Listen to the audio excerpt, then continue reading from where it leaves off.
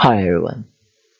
Within climate change and people's increasing attention of sustainability in the 21st century, greenhouse gases, especially hydrocarbons, has been an important problem in daily life. But it seems that the influence and pollution of hydrocarbon are not clear in people's view.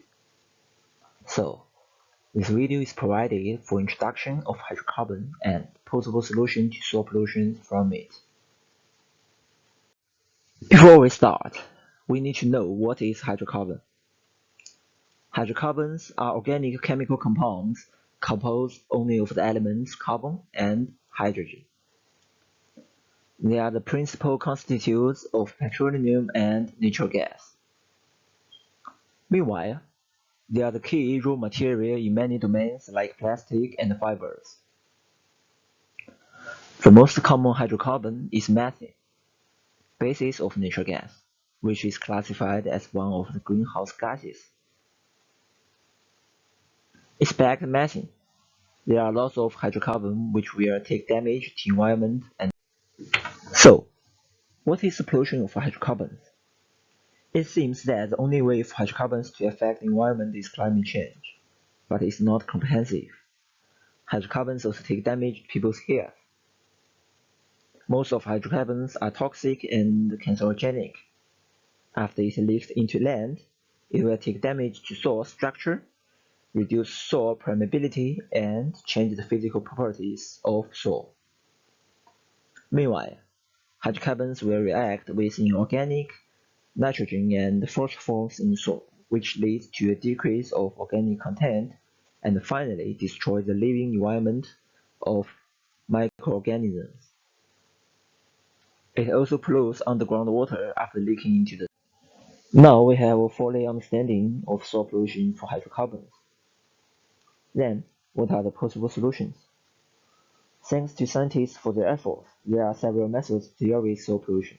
They can be divided into three categories: cytoremediation, bioremediation, chemical and mechanical remediation. Cytoremediation uses plants which can absorb those toxic substances like hydrocarbons. Microorganisms and enzymes are the tools in bioremediation to biodegradative process for the elimination. Today, we are focused on steam injection and stripping as thermal treatment in chemical and mechanical remediation. Thermal treatment is widely used in repairing soil pollution because of its high efficiency. By heating soil, hydrocarbons will be volatilized or dissolved. Then, those hydrocarbons will be purged by sweeping gas or vacuum. Finally, the hydrocarbons will be absorbed by activated carbon or burned. Steam injection and stripping is a method in thermal treatment.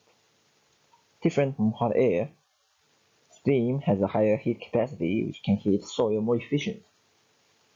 After heating, condensed water can flow out with hydrocarbons. This process can be divided into three zones: steam zone, variable temperature zone, and ambient temperature zone. Steam zone is the heating zone where those hydrocarbons can be volatilized or dissolved. Then, in variable temperature zone, the steam will condense and finally, water and contaminant will flow out in ambient temperature zone. However, due to the differences of soil type, steam injection and stripping shows different removal efficiencies. In sand, this method shows at most 99% efficiency, but in clay it's much less. Meanwhile, in ambient temperature zone, there might be a leakage which will cause a secondary groundwater contamination. Likely, with further study and the improvement of other methods like bioremediation, steam can be a successful method in almost all situations.